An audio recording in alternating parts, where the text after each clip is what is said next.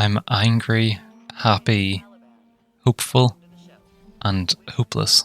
But on top of everything, I am devastated. The thing which has been with me throughout my entire adult life up until this point will not be there in that capacity going forward and may never be again. And that's tough. It's not as though Destiny 2 is going away. It will still be playable. And hopefully it will be playable for several years, many years. But at the end of the day, Destiny was a living world. It got updates very regularly, it progressed in real time. There was constantly new stuff to do. And for the game to suddenly not be that, instead essentially be an archive or a world on pause, is very different. No matter what was going on in my life, there was always Destiny in the background to look forward to, whether it be the next expansion, the next season, episode, whatever it was. There was always Destiny to say, oh, it's okay, in a few weeks' time I can play the new thing in Destiny. Log on Tuesday just to see what the next entry into a seasonal story was, or what could possibly have been updated in the game. And that just won't be the case anymore. There won't be any changes. This is the state of the world. The final shape, if you will. I've watched many videos over the last week from different creators, different YouTubers, streamers about Destiny 2, and they've talked about it to varying different degrees, and sometimes it can be not too relatable what a YouTuber or streamer says about a game or something, because they make money off of it, it's their job. So of course, if a Destiny YouTuber says that they're very upset the game is ending, that also comes from a monetary point of view, I suppose. But I do genuinely feel that every single video that I've watched has came from a place of just they love Destiny. The outpouring of support from not just the community, but from, as much as they can, the actual Destiny 2 team at Bungie. I mean, DMG was all but calling everyone to log on to the game and show support and try to get their voices heard without saying it directly. And DMG is a community manager who historically would have removed things with any semblance of being picked up the wrong way. So this sort of confirms that this is definitely the way he wanted it to be picked up, because everyone latched onto that. The Destiny 2 team account has been really going at it since the update came out and since it got announced and everything. But on top of that, it's the voice actors that have came out and recorded videos showing support for the community, and every single one of them saying that they wish they could continue their role. I mean, we've had the voice I don't know any of their names, honestly, but we've had all of the voice actors for Ikora, the Guardian, which was kind of bizarre, Savathun, Crow, Glint, Drifter, I think Eris as well, several others. I'm sure if Lance Reddick was still alive, he would have been a very loud voice currently. We've even had PPC News covered the update, interviewed a bunch of YouTubers. That was kind of crazy. But the point is that there are so many people who don't want this to end and feel similarly to me. I think the description that I resonate quite a lot with was My Name is Bife's comparison of Destiny 2 to being a third place. The concept of having, typically you've got your workplace, you've got your home, and then a third place which would typically be like a pub or like a sports club or something like that, or a social club where you would go to spend your free time and interact with people. And that increasingly nowadays online spaces are like that for people. It's not necessarily Destiny, it can be COD, it can be just an Xbox game chat or something like that. And how Destiny 2 was that for a lot of people. I mean, Destiny has a huge community. So many people in the Destiny community, even if the game is going through a rough patch, would still log on every now and then just to see how things were going and hope that it would get better in the future. As for the emotions in the thumbnail, I'm angry, and it comes in waves. All of the emotions come in waves. The overarching one is just devastation, but anger at several aspects. The mishandling of Destiny throughout the years through Bungie themselves. I can't even blame Activision. surprisingly, even though when I used to play COD, I used to despise Activision. But at this point, you can't even blame Activision. They didn't do anything wrong, as far as we can tell. At least not that I'm aware of. The only thing they were sort of wanting was 4 Destiny games or something like that. And Bungie split ways because they wanted to be independent, but seemingly because they also just wanted to keep working on Destiny 2 and they didn't really see the point in Destiny 3 at the time, which I can understand. I'm angry at Bungie for the mishandling of Destiny 2 throughout the years, at Sony for not supporting Destiny 2 as they should have, especially given that Sony acquired Bungie originally for advice and insight into live service games. You would think that if you acquire a company for one specific purpose, you would support said company in doing the one specific purpose. And instead, they've shut down the most popular live service game in the world. If not at this current time, but definitely just in sheer popularity over the years and what could be achieved. There have been so many rough patches with Destiny, and it's always been lows and ups, and it's always been that pattern.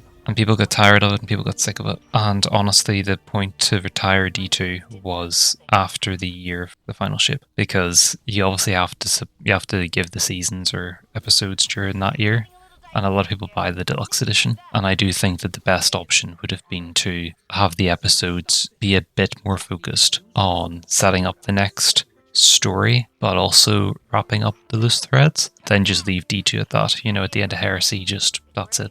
D2 is now frozen, and Destiny 3 is in development, and Destiny 3 would have handled the Fate saga for the vast majority of it, at least. I think that would have been the ideal time to can D2 and make D3 and, you know, evolve the franchise. But instead, here we are. Destiny 2 went through an insanely rough patch with everything following the Edge of Fate. I think it's for a lot of reasons. People will want to blame the portal. People will want to blame that Edge of Fate wasn't very good.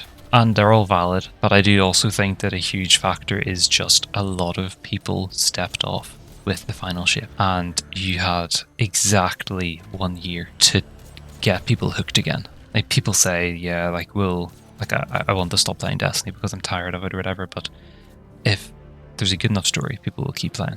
If there's enough to hook you back in, you'll stay. And they had 1 year, and they just blew it. The episodes were not very good.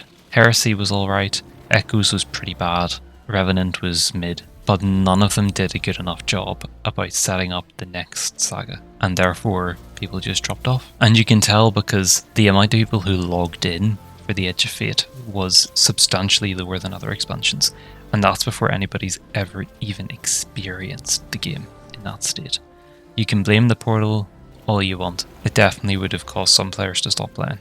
I played less than the last year. But the reason why people didn't play the game in the first place was because they didn't have enough to hook people back in. I'm angry from that point of view, but I'm also angry at Sony for canning the game because it's extremely naive. I think Destiny has an insane recognition. Unfortunately, a lot of people associate Destiny 2 with the game that vaulted half of its content or removed half its content. And that it is. And honestly, that's part of the things I'm struggling with currently, because it's not even as though you can go back and play all of the content in Destiny 2. It's not like a TV series that got cancelled, where you can go back and at least you can watch the episodes that got made. Red War campaign's gone. The Forsaken campaign is gone. Curse of Osiris, Warmind are gone. We're also missing Titan, Io, Mercury, and Mars, apart from select areas in strikes and dungeons and stuff, but the patrol locations are still gone. All of the seasonal stories are gone. Can't even go to the Helm anymore. You can experience it on YouTube, but you can't actually experience it. I think that's almost what sucks the most. The Traveler I've used in the thumbnail isn't in the game anymore. You might be able to see it from the 0R exotic mission. That's it. And it's crazy.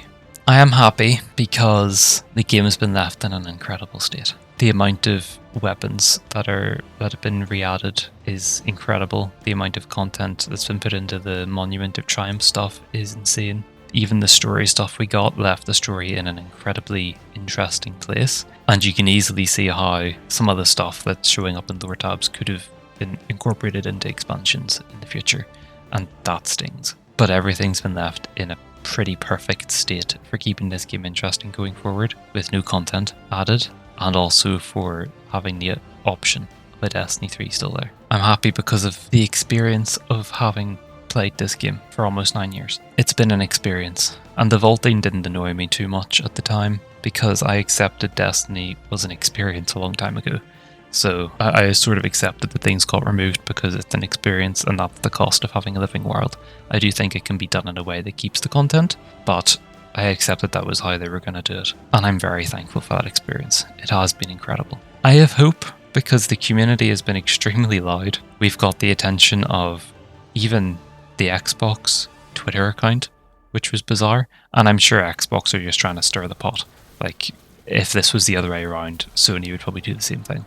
But the important thing is, they have acknowledged it. Sony hasn't. PlayStation hasn't. I'm usually a PlayStation fanboy. I was brought up playing on PlayStation. I find the consoles very interesting. There's a lot of PlayStation IPs I'm very interested in, but I hate PlayStation currently. And this is the thing, like, Destiny is a big enough franchise that this is going to hurt the PlayStation brand to some degree.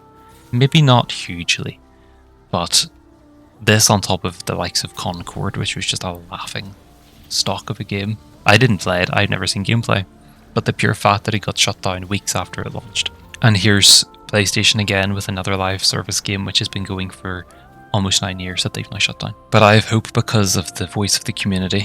I have hope because I want to believe that Destiny is a big enough franchise that they will continue making the game, that they will continue with this IP at some stage in the future. I have hope that we are being heard by the higher ups at Bungie and Sony to some degree, and that somebody will make the decision to greenlight a Destiny 3. But I'm also hopeless, because as much as I want to believe it, we are in a time where game studios are being closed down left, right and centre, and there's layoffs happening all the time, and people don't want to take risks. PlayStation is going to be releasing a new console in the next few years, probably, and that's going to cost a lot in the current market. So they probably want to keep their costs down as much as possible.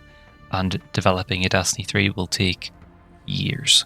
And that will be years where they aren't making money from that investment.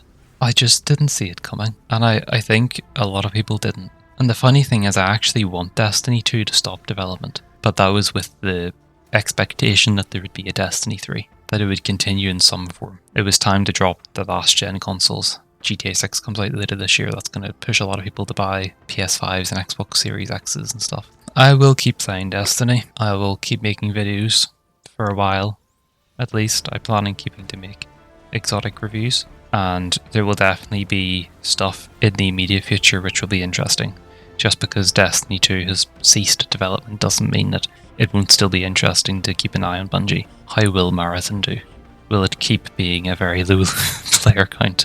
Will it get canned? Will Bungie cease to exist? Will how Marathon performs, be it good or bad, influence whether a Destiny 3 gets made? Either way, the next few weeks will be rather interesting to see what happens with Bungie going forward. But no matter what way it goes really, we all have lost our favourite game, and I expect the community as a whole will go through several different stages of grief all at the same time.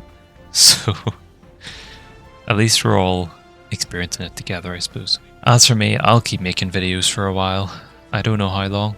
Now that the game is in its complete state, none of the exotic weapons are ever going to change again, so I guess all of my exotic reviews from this point onwards will be relevant for the rest of the game's life, so there's something there. Let me know how you feel down in the comments below. I don't know if this was a very cohesive video, but I just wanted to get my thoughts out, so thanks for listening, and I'll see you in the next one. Bye bye.